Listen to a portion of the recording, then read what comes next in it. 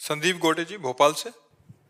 राधे राधे। राधे राधे महाराज जी, मैं पेशे से एक चिकित्सक हूँ, पर 13 साल से उन पुरुषों की मदद करता हूँ जिन्हें महिलाओं द्वारा या किसी के द्वारा झूठे केस में फंसाया जाता है। महाराज जी, मेरा प्रश्न है कि कर्म और धर्म के सिद्धांतों के अनुसार जब किसी पर झूठा आरोप लगते हैं तो उसे क्या करना चाहिए, क्या आंतरिक भावना रहनी चाहिए? देखो, पहली बात है, जब हमारे ऊपर झूठा आरोप लगे तो हमें पूरा प्रयास करना चाहिए अपने को सत्य साबित करने का।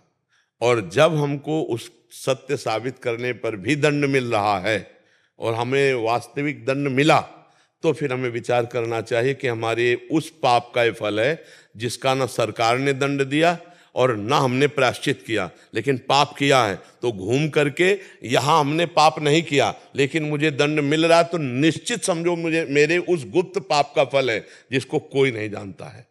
कई ऐसे गुप्त पाप हमारे द्वारा होते हैं जिनका ना भारत सरकार से दंड मिला है और ना भगवान के द्वारा दंड मिला है, तो वो कर्म हमको दंड देगा, ऐसी जगह फंसाएगा जहां हम बिल्कुल गलत नहीं है पर हमको वो दंड भोगना पड़ेगा। पक्का वो हमारा पूर्व का प्रारब्ध है, पक्का पूर्व का प्रारब्ध है। एक आदमी ने किसी महिला से प्रियता करके और उसको बाद में छल करके मार दिया और अपने ही घर में गाड़ दिया और कोई नहीं जान पाया और कहीं बाहर से फंसा के लाया था, ऐसा हो गया। बहुत अच्छे से जीवन चलने लगा। सामने एक स्वर्णकार की दुकान भी थी और घर भी था, और घर में ही दुकान खोले हुए था और 2 पुलिस कर्मचारी उसकी सुरक्षा के लिए आया करते थे। और वो बहुत बेईमान स्वर्णकार था, मतलब छल कपट करना, असली स्वर्ण को नकली करके से कई तरह से मिलावट करके बहुत।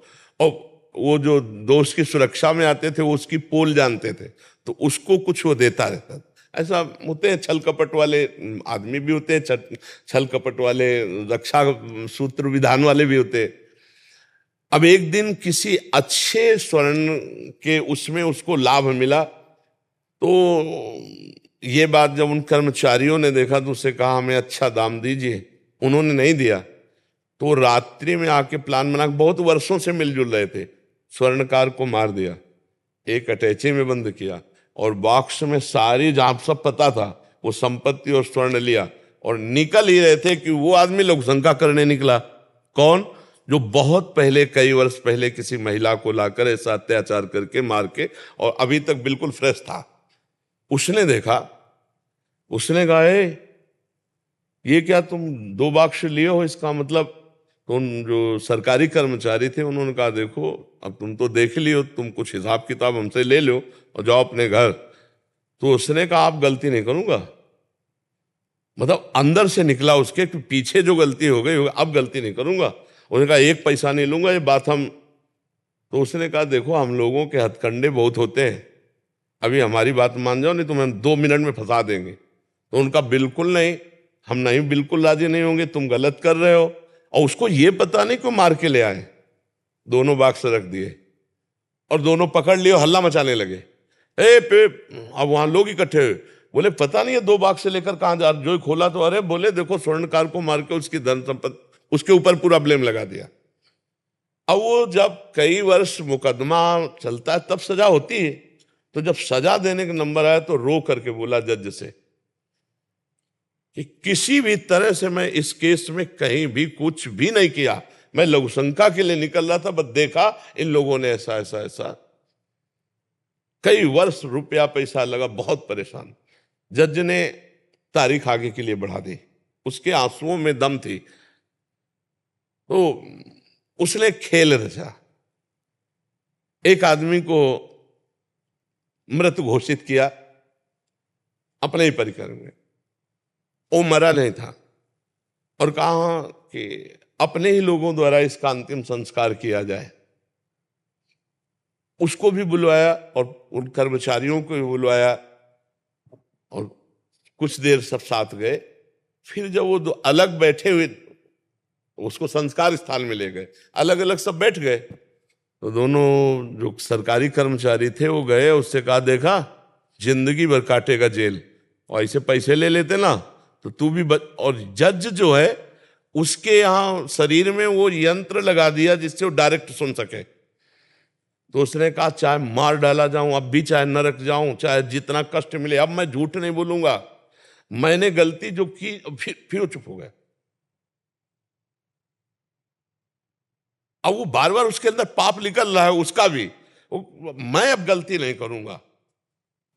जज ने पुलिस वालों को उनको बुलाया और कहा यंत्र फिट है उसके पास, आपका पाप रुका नहीं, आपने बोल दिया है, मुझे पता चल गया है, इसका पूरा का पूरा खेल आपका है। फिर उसको एकांत में बुलाया, बोले आप इतना बोल के रुक गए थे, अब नहीं करूंगा, तो आपने पहले कुछ किया क्या? अब वो चुप हो गया। बोले आप रो के कह रहे थे मैं झूठा हूं, मुझे इतना कष्ट मिला, मेरा पैसा खर्चा हुआ, यह हुआ, आप बताओ कुछ किया है? बिल्कुल आपको माफ कर दूंगा, केवल मैं जानना चाहता हूं कि आपको इतना कष्ट क्यों भगवान ने दिया। तो उसने कहा हम ऐसा ऐसा। तो अव्यक्त पाप ले कहां फंसा के उसको कितना कर। जज ने कहा कि जाओ, इतना ही तुम्हारा प्रायश्चित, अब आगे भगवान जो तुम्हें दंड दे, लेकिन ये दंड। तो हम लोग जो झूठी जगह में दंड भोगते हैं, यदि हमारे सफाई पेश करने पर और हम फंस गए, हमारी सफाई नहीं मानी जाती, तो पक्का आप समझ लीजिए कि 100% कोई ना कोई हमारा पाप जिसका हमने भोग नहीं भोगा, जिसका हमने कोई प्रायश्चित नहीं किया, पर वो पाप जो हमारा पीछे पड़ा है, वो आकर हमको दंड दिया। ये हम आपको सत्य बात कहते हैं। अवश्य में भोक्तव्यम कृतम कर्म शुभाशुभम, जब तक हमारा कर्म नहीं होगा तब तक हमको दंड नहीं भोगना पड़ेगा। ऐसे बहुत से पाप अपने लोगों से हो जाते हैं जो गुप्त रूप से पड़े रहते हैं और हम उनका कोई प्रायश्चित नहीं करते। भ्रूण हत्या, गर्भ हत्या, व्यभिचार, कई ऐसे पाप पड़े होते हैं हमारे जीवन में जो हमारे अगला समय आने पर निर्दोष अवस्था में हमको दंड दे देते हैं, हमें फंसा देते हैं। आप समझ पा रहे हैं? तो हमें चाहिए कि फिर धैर्यपूर्वक भोगना चाहिए। गुरुजी मैं इन्हीं लोगों पे इन्हीं की हेल्प करता हूँ, इन्हीं का। अच्छी बात है, अच्छी बात है, अच्छी बात है। अगर निर्दोष को बचा सके अच्छी बात है, लेकिन अगर वो भोगला है तो आप बचा भी नहीं पाएंगे, वो फंस जाएंगे। नहीं फंस जाते? सबको तो नहीं बचा पाते होंगे, है? हाँ, उनका भोग है तो फिर उनको भोगना पड़ेगा। आप चाहे जितना उनको निर्दोष साबित करें, अवश्य में भोक्तव्यम कृतम कर्म शुभाशुभम। जी जी। प्रीति जी पंजाब से।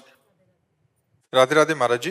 महाराज जी, ग्रस्त जीवन में दैनिक कार्य करते हुए भगवान की स्मृति हर समय बनी रहे और सब में भगवत दर्शन हो, पर यह संभव नहीं हो पाता। नहीं, संभव असंभव नहीं कह सकते आप, कठिन है लेकिन असंभव नहीं है। किसका प्रश्न है?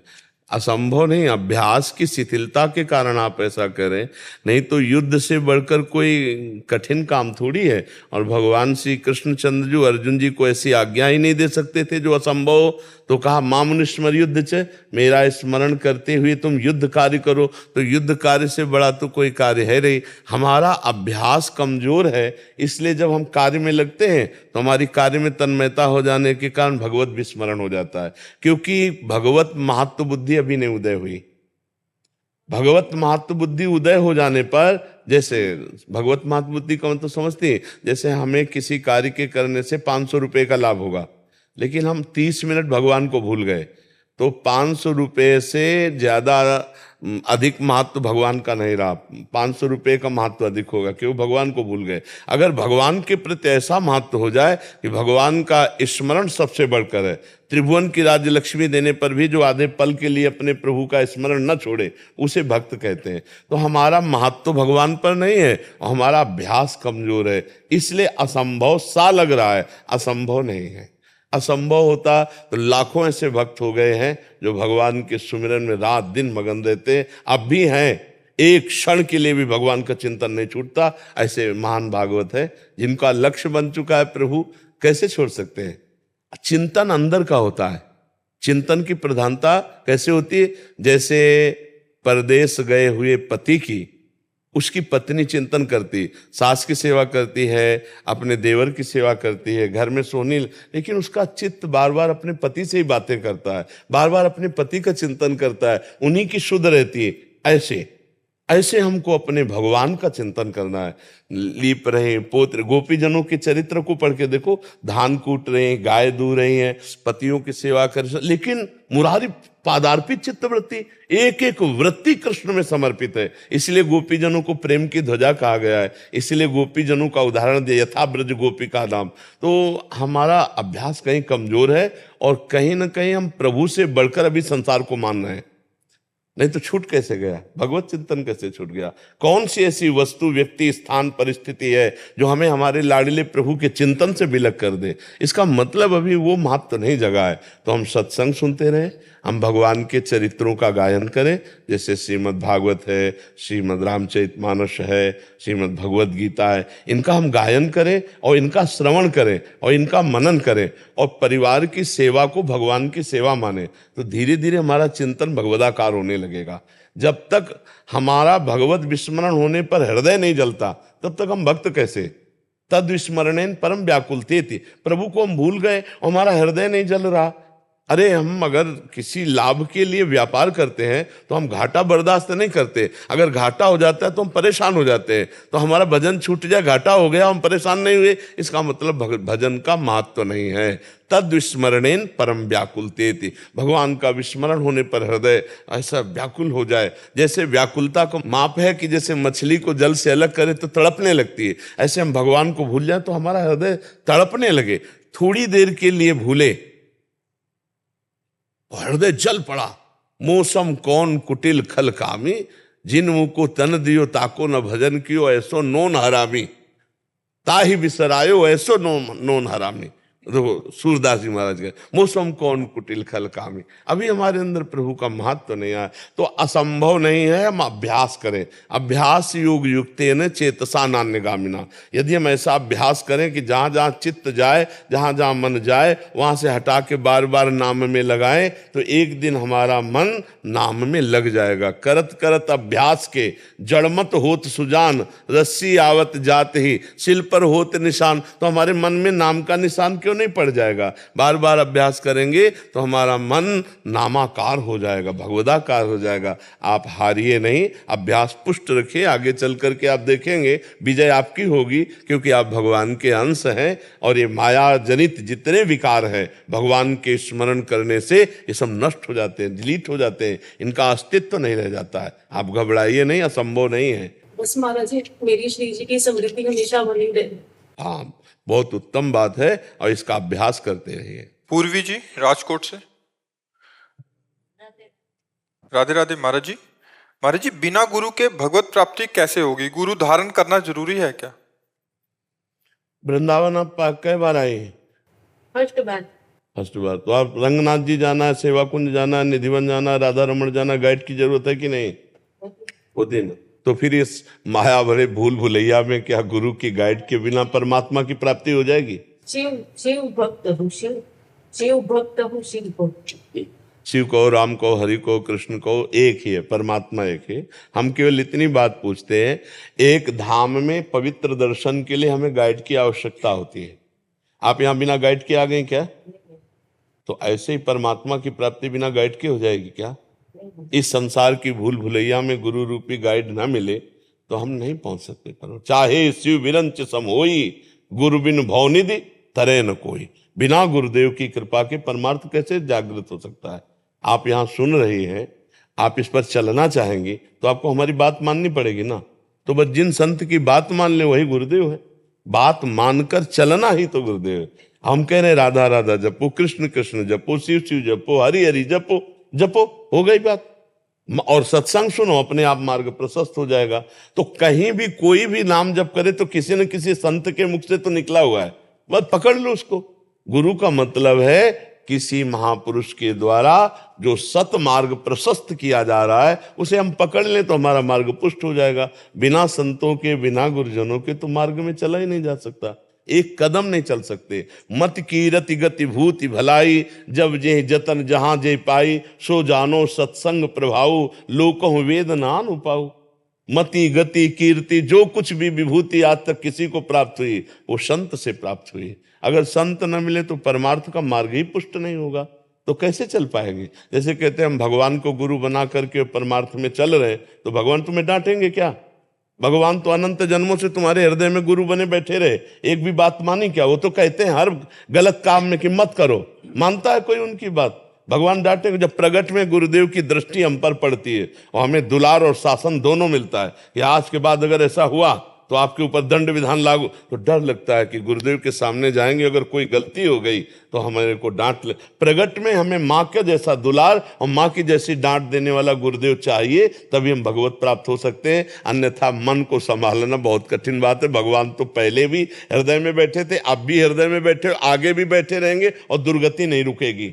बाहर हमारे को चाहिए क्योंकि हम बहिर्मुख हैं। बाहर रूप धर करके बंदों गुरुपद कंज, कृपा सिंधु नर रूप हरि, महामोहतम पुंज, जासु बचन रवि करनिकर। जब गुरुदेव बाहर से हमें पकड़ते हैं, डांटते हैं, तब हम अंदर के भगवान को जान पाते हैं। अंदर के भगवान तो सबके हृदय में बैठे, पर दुर्गति किसी की नहीं रुक रही है। जब बाहर भगवान मान लेते हैं, गुरु ब्रह्मा गुरु विष्णु गुरुदेव महेश्वरा, गुरु साक्षात परब्रह्म तस्मै श्री गुरुवे नमः, तब फिर अज्ञान रूपी अंधकार का नाश करने के लिए उनके वचन सूर्य के समान हमारे हृदय में प्रकाशित हो जाते हैं। बिना गुरु के भगवान को गुरु की जरूरत है क्या?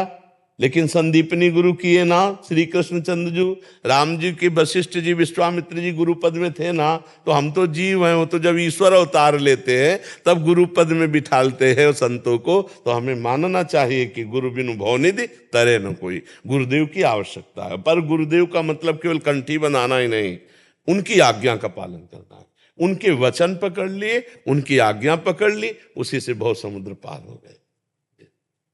मनोज दुबे जी, प्रयागराज। राधा वल्लभ श्री हरिवंश। महाराज जी, मैं विगत 2 वर्षों से एकांतिक वार्तालाप सुन रहा हूँ। महाराज जी, मैं सीआरपीएफ में ड्यूटी करता हूँ। महाराज जी, मेरा स्वभाव बस जल्दी किसी पर भी विश्वास कर लेता है, जिसका परिणाम हमेशा प्रतिकूल ही मिलता है। महाराज जी, ऐसे में मुझे कैसे रहना चाहिए? महाराज जी, हाँ, विश्वास तो विवेक के निर्णय से कीजिए, ऐसा नहीं है। संसार में विश्वास नहीं, परमार्थ में भगवान पर विश्वास बिना विचार करके करना है। लेकिन संसार में बिना विचारे जे करे ते पाछे पछताए, काम बिगाड़ो अपनो जग में होता साए। ऐसे से ऐसा विश्वास नहीं कर लेते। पहले बुद्धि और विवेक लगाकर हम उसकी परीक्षा लेते हैं कि विश्वास योग्य है कि नहीं, तब फिर विश्वास करते हैं। भगवान और भगवान के मार्ग में प्रथम विश्वास, विचार की जरूरत नहीं, बिना ही विचार करी शुभ जानी। और संसार में बिना विचारे जे करे ते पाछे पछताए। पहले विचार करो, ये आदमी विश्वास योग्य है कि नहीं, ये जो बोल रहा है सत्य है कि नहीं, इसके जीवन में सत्य है कि नहीं, ये कपट तो नहीं कर रहा है, छल तो नहीं कर रहा है। ये संशय करके, जानकारी करके तब विश्वास किया जाता है, और भगवत मार्ग में नहीं। भगवत मार्ग में जो शास्त्र में लिखा है, जो गुरुजन कह रहे हैं, यथावत वैसे मान लेने से वो आगे परमार्थ में बढ़ जाता है। मात पिता प्रभु गुरु कह वाणी, बिना ही विचारी करी शुभ जानी।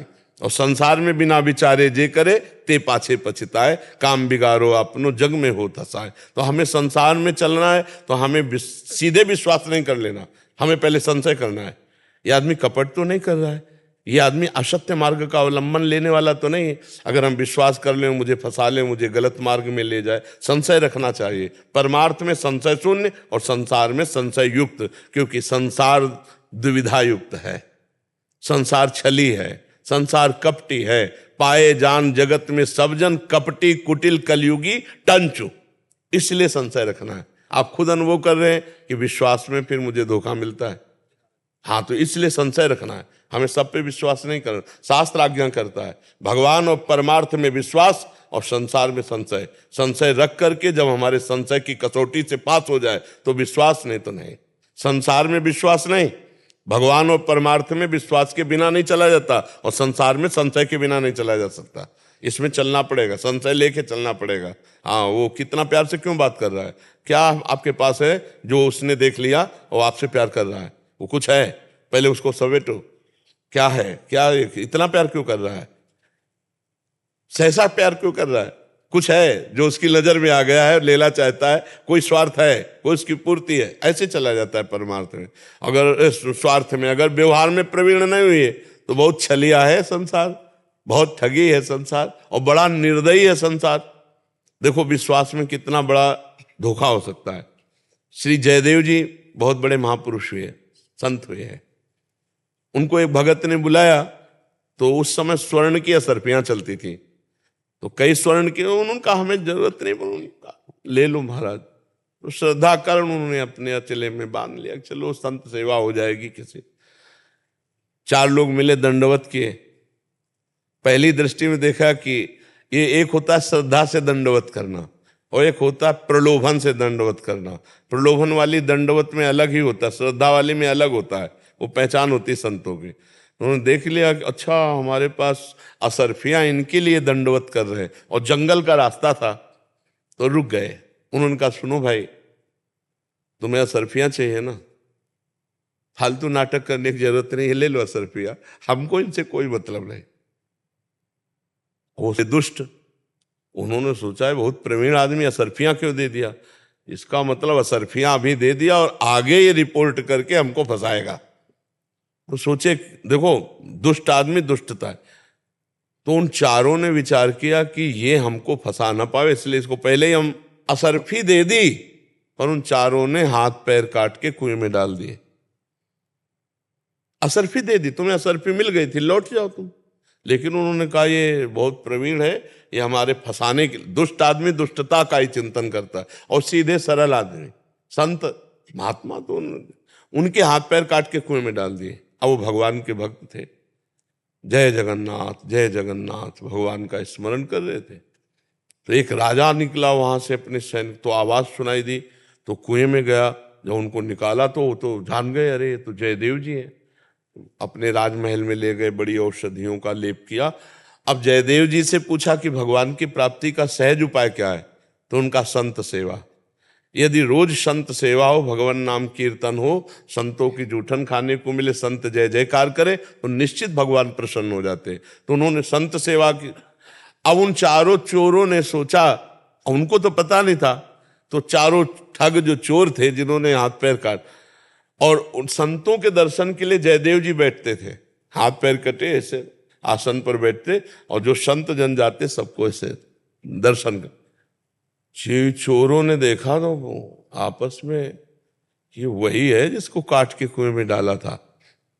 अब जयदेव जी ने देखा कि ये वही है जिन्होंने काट, तो जयदेव जी ने राजा को बुलाया और कहा ये 4 लोग मेरे बड़े पूज्य और पहचान के संत हैं, ये जितना जो कुछ मांगे उतना इनको दे देना। अब उनके तो होश खराब थे चोरों के कि पता नहीं राजा से क्या कह के हमको दंड दे। राजा गए, प्रणाम किया, खवाया पिया और कहा महाराज खजाने के पास ले गए, आप जितना चाहो ले जाओ। तो ठगे थे, गठरी बांधी। तो राजा ने सोचा कि संत तो ऐसे नहीं होते, पर महाराज कह रहे हैं, गुरुदेव कह रहे हैं कि ये संत है, तो हमको दोष भी दृष्टि नहीं देनी।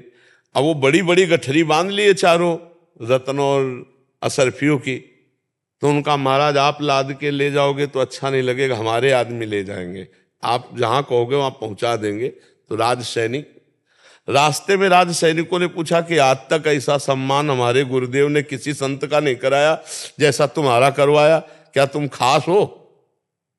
तो उस दुष्ट स्वभाव के थे, तो उन्होंने कहा तुम्हारे गुरुदेव जो है ना वो पाप कर्म किए थे, इसीलिए उनके हाथ पैर कटवा दिए गए थे।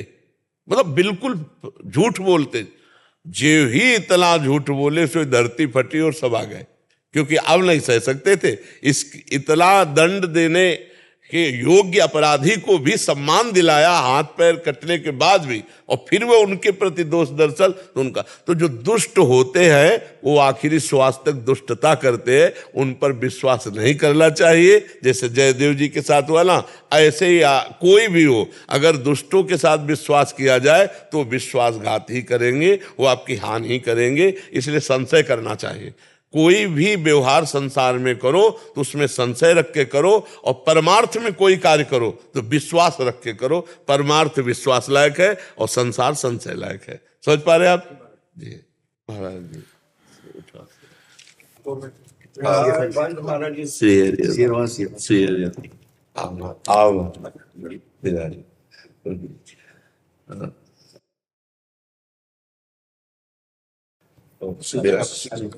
और आपको भी दुपट्टा लाभ ब्रिजवासी आपका स्वास्थ्य कैसा है? बस डायलिसिस होता रहता है महाराज। तो दंडवत आपको भी। मैं क्या है कि थोड़ा लेट हो, मंगला आरती करके आया क्योंकि मैं टाइम से लेट हो जाऊंगा, है ना। ये रात डेली मंगला चल रही है सेवा हमारी राधा जी में, जी, जी। श्री जी की वो करके मैंने उपासना करने के बाद माई महाराज जी से अगर 10 मिनट का फोन हो जाए तो हमारे ये गोस्वामी गोवर्धन लाल जी हुए थे, हैं, ये 150 वर्ष है, ये मंगला सेवा अधिकारी है और बंगले वाले के नाम से मंगला करने का अधिकार आप ही का है 12 महीने का। तो ये 18 भाषाओं का ज्ञानी थे, ये 18 भाषाओं से सब ग्रंथ लिखते थे, ये पूरी भाषाओं का ज्ञान था इनका। यहाँ भी आप जो माने यहाँ पे हमारा पुराना स्थान है बंगला के नाम से आता है, वहां भी 500 वर्ष 550 वर्ष पुराना विग्रह है ठाकुर जी का, तो आज भी है। तो उसकी सेवा पूजा हम भी करते हैं। ये है 18 भाषाओं का ज्ञान उनका है। उन्होंने कुछ ग्रंथ लिखे थे, उसमें ये है, थोड़ा प्रकाश थोड़ा सा संक्षिप्त बता दें। वैसे तो मुझे है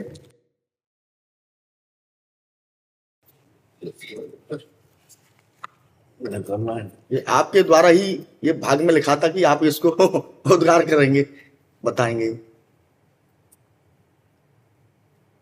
राधा वल्लभ की भक्ति भावना। आचार्य श्री हित हरिवंश चंद्र गोस्वामी, स्वरूप बंसी। बंसी का स्वरूप हित स्वरूप सो विविहिये, हित कर बंसी माई, और सखी स्वरूप सखीन सो यो हित निकट रहाए। स्वरूप में केवल बंसी ही नहीं, जब बंसी आएगा तो उसकी व्याख्या होगी। बंसी का स्वरूप क्या है? तो बोले हित स्वरूप सो विविहिये, प्रिया प्रीतम के हृदय में परस्पर आसक्ति के रूप में। लालजू के हृदय में लाडलीजू की आसक्ति और लाडलीजू के हृदय में लालजू की आसक्ति। नागरी नवकिशोर मिथुन मनस चोर, यहां आसक्ति का तात्पर्य नागरी नवकिशोर और मिथुन मनस चोर। लाल मरकत मन छबीलो तुम जू कंचन, हमारी प्यारी जू और प्यारे जू ये परस्पर एक दूसरे के चित्त को चुरा रहे हैं। उभय गुणगन मात। बंसी का स्वरूप पहला जो अव्यक्त रूप से प्रिया प्रीतम के हृदय की आसक्ति रूप में, दूसरा वही प्रेमाशक्ति कर कमल में बंसी रूप से, तीसरा वही हित सजनी रूप से। निकुंज में प्रिया प्रीतम की नित्य सेवा में प्रधान सहचरी हित सजनी के रूप में विराजमान। आचार्य रूप में श्री हित हरिवंश चंद्र गोस्वामी और स्वरूप में बंसी और प्रिया प्रीतम की परस्पर प्रेमाशक्ति और हित सजनी स्वरूप। मंत्रदाता गुरु श्री जी, हितजू पहले श्री जी। व्यासनंदन व्यासनंदन व्यासनंदन गाइए, जाको हित नाम लेत दंपति रति पाइए। रास मध्य ललितादिक प्रार्थना जो कीनी, करते सुकुमारी प्यारी बंसी तब दीनी। सोई कलि प्रगट रूप बंसी बपुधार्यो, कुंज भवन रास रवन त्रिभुवन विस्तार्यो। गोकुल रावल सुठाम निकट बाद राजे, विदित प्रेम रास जन्म रसिकन हित काजे। तिनको पिय नाम सहित मंत्र दियो श्री राधे, सतचित आनंद रूप निगम अगम साधे। श्री वृंदावन धाम तरनिजा सुतीरवासी, श्री राधापति रति अनन्य करत नित खवासी। अद्भुत हरियुक्त वंश भनत नाम श्यामा, जय श्री रूपलाल हित चित दे पायो विश्रामा। गुरु मंत्रदाता स्वामिनी श्री लाडलीजू महाराज, हितजू की गुरु, और हम सबके गुरु हितजू महाराज, उन्हीं से मंत्रदाता। धाम श्री वृंदावन, इष्ट श्री श्यामा महारानी, श्री श्यामा जो हमारी। राहो को काहू मन दिए, मेरे प्राणनाथ श्री श्यामा शपथ करो तन छिए। महाप्रभु का वचन है मेरे प्राणनाथ श्री श्यामा। तो फिर लालजू को क्या मानते हैं? तद्भावोत्सवता परम भवतु में तत्प्राणनाथे रति। हे लाडलीजू, आपके भाव उत्सव के लिए आपके प्राणनाथ में मेरी रति हो, लेकिन मेरे प्राणनाथ श्री श्यामा, इष्ट श्री स्वामिनी जो, प्रिया जो। और जहां हमारे प्रिया प्रीतम का नवीन नवीन रास और विलास हो रहा है, नौ निकुंज अभिराम श्याम संग नीको बन्यो समाज, जैसे हित हरिवंश विलास रास जुत जोरी अविचल राज। ये यमुना जी के मंडलाकार के मध्य में, इसलिए क्षेत्र श्री यमुना जी, यमुना जी के कंकणाकार मंडलाकार मध्य की जो भूमि है ये रास भूमि है, ये नित्य विहार भूमि है। नौ निकुंज अभिराम श्याम संग नीको बन्यो समाज, जैसे हित हरिवंश विलास रासजुत जोरी अविचल राजू। इसी भूमि में जो कंकणाकार यमुना जी है, यही क्षेत्र है हमारे प्रिया प्रीतम के नित्य विहार भूमि का। और उपास्य देव के रूप में जो हमारे इष्ट प्रकट हुए वो श्री राधा वल्लभ लाल जी है। रूप बेली प्यारी बनी सुप्रीतम प्रेम तमाल, दो मन मिलिए कह भय श्री राधा वल्लभ लाल। और वृषभानुपुर मतलब हमारी प्यारी जू का जो प्राकट्य स्थल है, यहां जो शाला शब्द है, यहां शायद प्राकट्य स्थल शब्द से है। इष्ट महारानी श्री श्यामाजू और क्षेत्र श्री यमुना जी जहां का विलास भूमि, और उपास्य देव के रूप में दोनों मिलित रूप श्री राधा वल्लभ लाल, और महारानी जी का प्रादुर्भाव स्थल श्री वृषभानुपुर। और सुख विलास जहां प्रथम शुरू हुआ वो संकेतवन प्रेम सरोवर, इसमें लिखा संकेत। हाँ, जहां में आदमी समझ नहीं ये संकेत वन क्या है। हाँ, अब पता चल गया कि हाँ, प्यारी जू और प्यारे जू के संकेत के मिलन की पूरी चर्चा 42 लीला में ब्रज लीला के अंतर्गत है। उसमें जब आप स्वाध्याय करेंगे तो उसमें प्रथम मिलन जो लाडली लाल का है वो संकेत वट में है। प्रथम मिलन लाडली लाल का, लालजू को श्री ललिता जू प्रेरित करके लाती है और लाडली जू को खेलने के लिए लाती है, और दोनों का जब मिलन होता है तो लालजू मूर्छित हो जाते हैं। उसी में लाडली जो विकल होकर वृषभानुपुर जाती है। फिर पूरा चरित्र है ब्रज विलास में।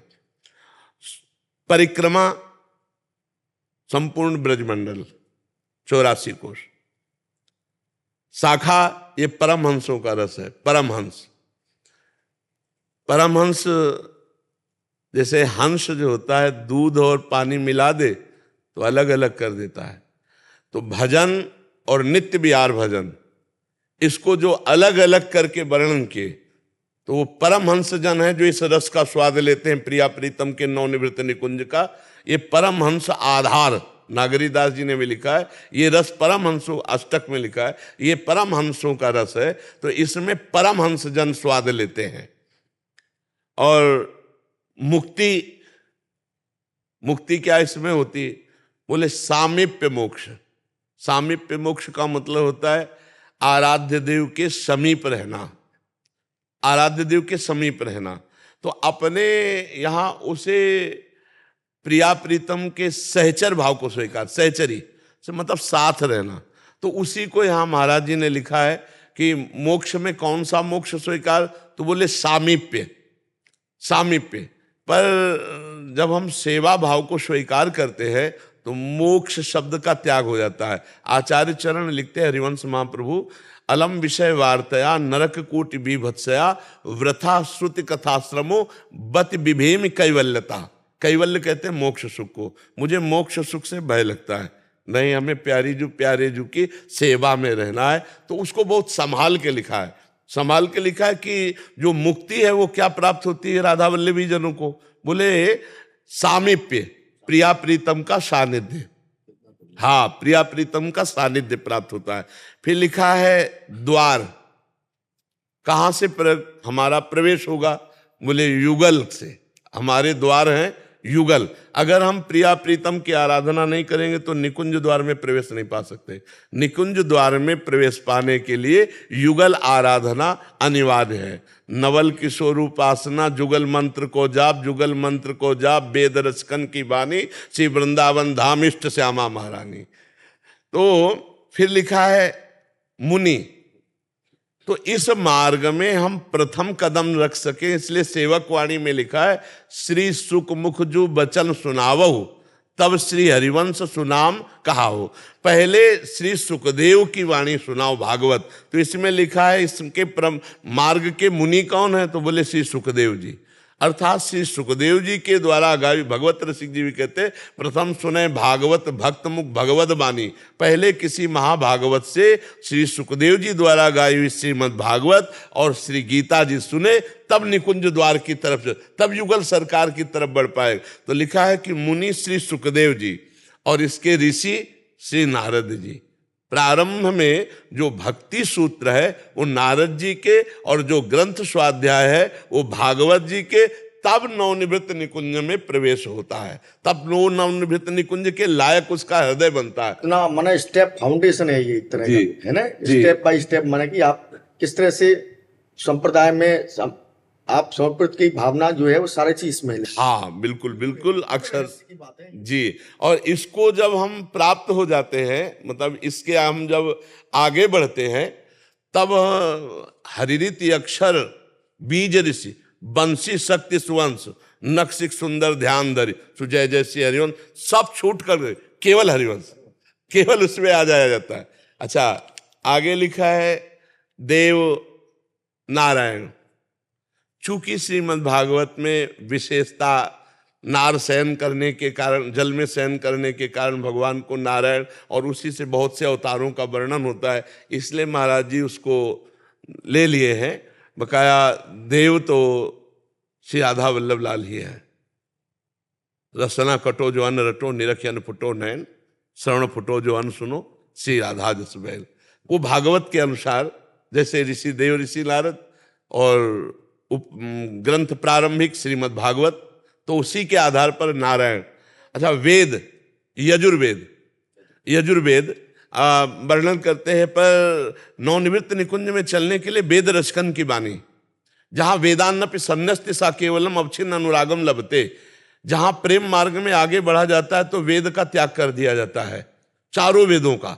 जैसे भगवान ने गीता जी में कहा कि त्रैगुण विषया वेदा निस्त्रैगुण्य भवार्जुन।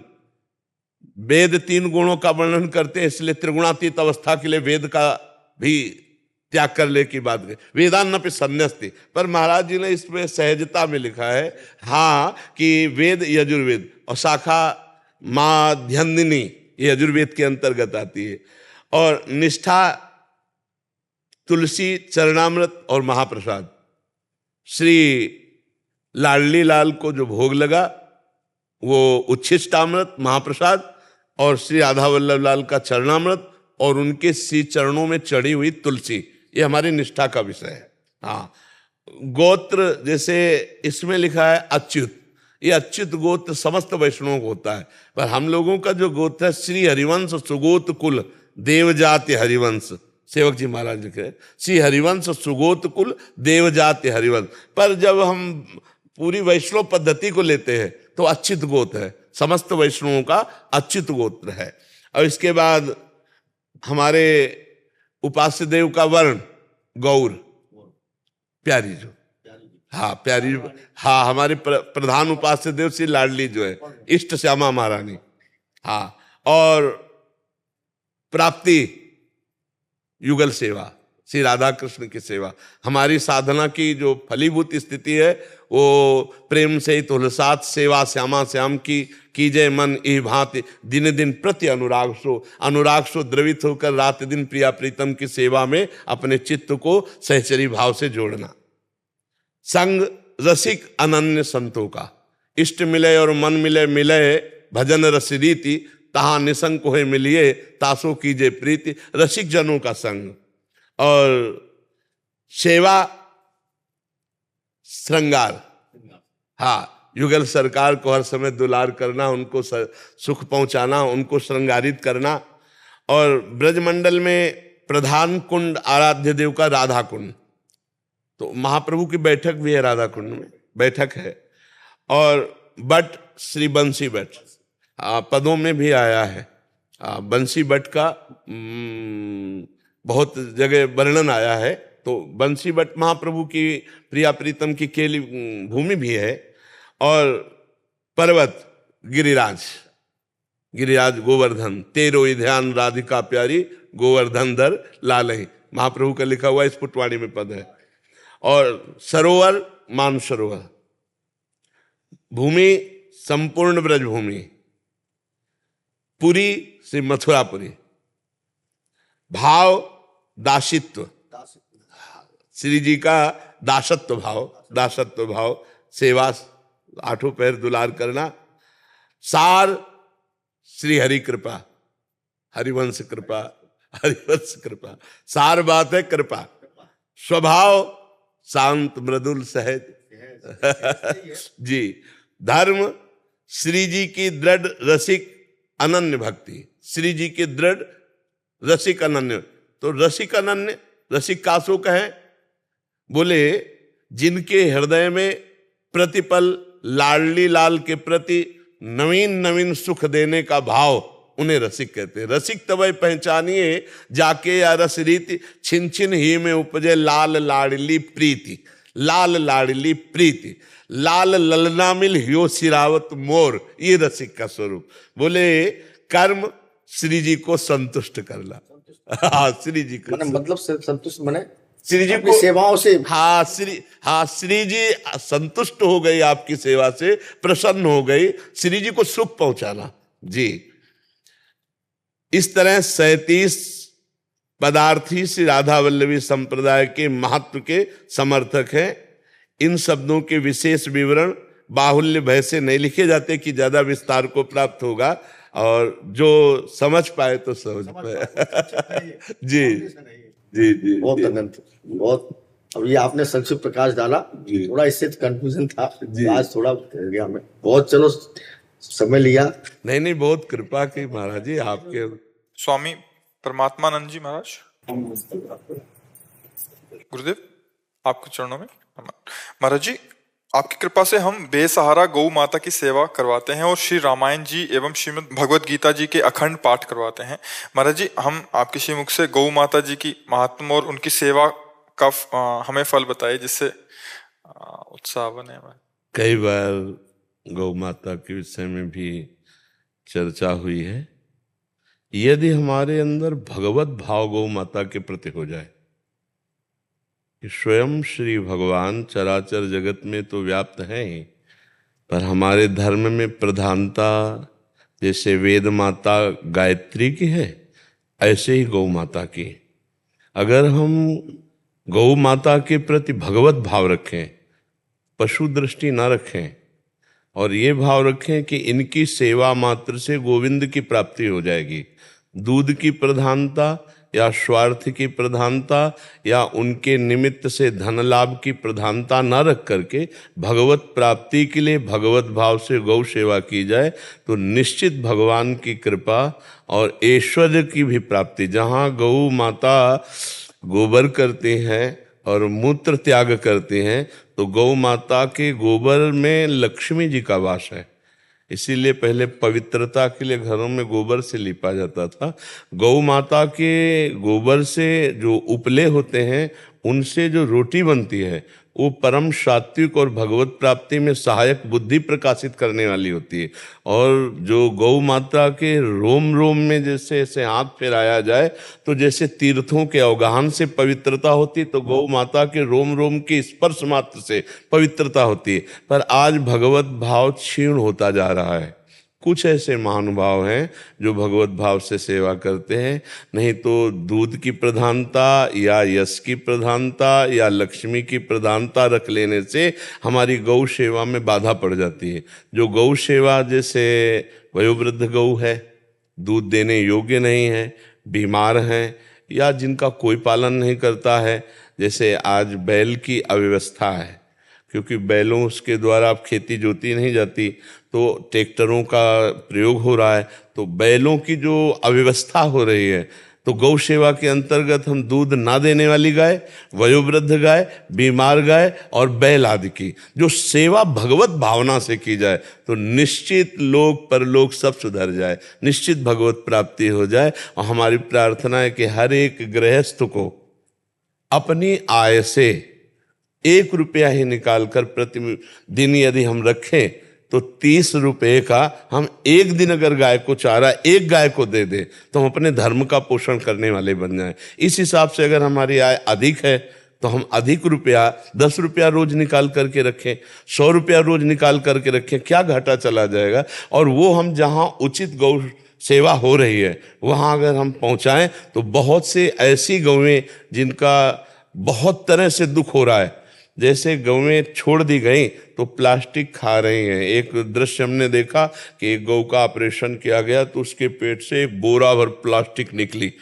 अब उनको भोजन नहीं मिलता तो इधर उधर पड़ी हुई प्लास्टिक, अगर वो गौशाले में सुरक्षित है, सेवा और चारा पा रही हैं तो हमारे धर्म का पोषण हो रहा है। गौ हमारे सनातन धर्म में परम पूज्य स्थान माता का प्राप्त किए हुए, जैसे वेदत्रयी गायत्री माता ऐसे गौ माता। तो हमें लगता है कि सब गृहस्थ जन जो है कुछ न कुछ अर्थ अपना गौ सेवा के लिए अगर निकाल के रखें और समीपस्थ जो गौ सेवा हो जहाँ गौशाला आदि वहाँ पहुँचा दें या चारा खरीद कर स्वयं पहुँचा दें तो गौ सेवा होने से हमारे धर्म की रक्षा होगी और हमारे भगवान प्रसन्न होंगे। जब पृथ्वी को पीड़ा पहुँची तो गौ रूप धारण करके भगवान को पुकारा तो भगवान का अवतार हो गया और भगवान अवतार लेकर गोविंद रूप से गौओं की सेवा की। इसलिए हमें लगता है सबको गौ सेवा में सहयोग करना चाहिए। स्वयं पाल करके यदि सेवा करने की सामर्थ्य न हो तो जहाँ गौ पालन हो रहा है वहाँ अपना कुछ सहयोग पहुँचा देना चाहिए। हम भारतवासी कितनी मात्रा में हैं,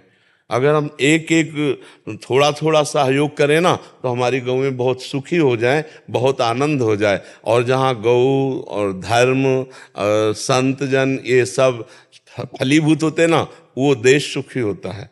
वहाँ समय समय पर वर्षा, समय समय पर पृथ्वी अन्न आदि देती है। और जहाँ गौ और धर्म और संत इनका अनादर होता है वहाँ फिर बहुत प्रकार के दुर्भिक्ष और बहुत प्रकार की अनिष्टकारी बुद्धियाँ प्रकट होने लगती हैं। इसलिए गौ सेवा में बहुत लाभ है, हमें सबको गौ सेवा करनी चाहिए। यदि प्रगट में हम अपने घरों पे न रख पावे तो जहाँ गौ सेवा हो रही वहाँ अपना सहयोग पहुँचाना चाहिए। इससे भगवत भी प्राप्ति हो जाएगी, बुद्धि निर्मल हो जाएगी। अगर आप धन भी चाहते हैं तो गौ कामधेनु स्वरूपा है, वो आपकी कामनाओं की भी पूर्ति कर देंगे।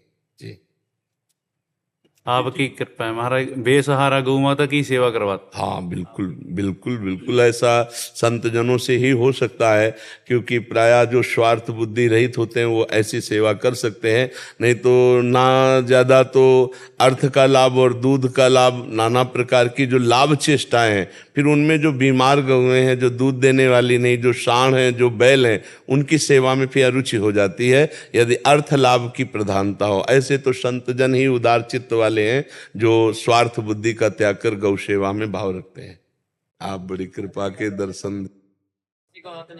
तो गौ सेवा कैसे होगी? गौ सेवा भक्तजन कराते हैं हमारे जो सेवादार हैं। अच्छा है? ये प्रेरणा देते हैं जी ग्रामवासियों को। नहीं अच्छा, तो ग्रामवासी उनकी प्रेरणा से गौशाला बना देते हैं जी वहाँ। हाँ तो बहुत अच्छी बात है, ये तो और उत्तम बात है। तो जंगल में रहते हैं। हाँ बहुत उत्तम बात है। अर्थ का, कामिनी का और कीर्ति का, तीनों का त्याग करने पर ही भगवत प्राप्ति होती है। बहुत सुंदर। नहीं, हमें बहुत उत्साह है नए नए बच्चों को देखकर। हाँ और प्रेरणा करो हमारे समाज में भगवत प्राप्ति के मार्ग में अग्रसर हो। जैसे नौजवान बच्चे ना ये तप और संयम से जब चलेंगे तो आगे चलकर हमारे भारत के लिए ये विभूतियां बनेंगे, ये जगत कल्याण करने वाले बनेंगे। इस अवस्था से जो चलते हैं ना ब्रह्मचर्य पालन करके, वो आखिरी तक अवश्य माया पर विजय प्राप्त कर लेते हैं। इसलिए चलो बहुत सुंदर, अच्छा लगा। माता जी बाबा जी की लगभग जी 50 गौशालाएं हैं जो इनके आशीर्वाद से चल रही हैं। हाँ बिल्कुल ठीक है। पंजाब और राजस्थान इनके अंदर है। तो उनमें मतलब गृहस्थ लोग उसके मुखिया होते हैं। हाँ जी महाराज। और वो अर्थ आदि लेकर उनकी सेवा करते हैं। आप उनके संरक्षा और निर्देशन देते रहते हैं। अपने खेत में कुटिया बनी हुई है इनकी। ये तो भिक्षावृत्ति से जीवन चलता है या मतलब भिक्षावृत्ति महाराज। जो गृहस्थ लोग भिक्षा दे दिए बना के, उसी को पा लिया। 7 घरों से या एक घरों से, एक घर से? जैसे महाराज वैष्णव है तो एक घर से भी ले लेते हैं जी। अच्छा। कोई वैष्णव काम है तो 5 घर से भी, 7 घर से। हाँ बहुत सुंदर, बहुत वैष्णव की खाते हैं महाराज। हाँ एक महीना जैसे इस गांव में रहेंगे जी, एक महीना दूर किसी और गांव में। बहुत सुंदर, बहुत खुद का कोई आश्रम नहीं है। हाँ बहुत सुंदर, बहुत सुंदर। ठीक है, चलो बच्चों बहुत अच्छा लगा, धन्यवाद।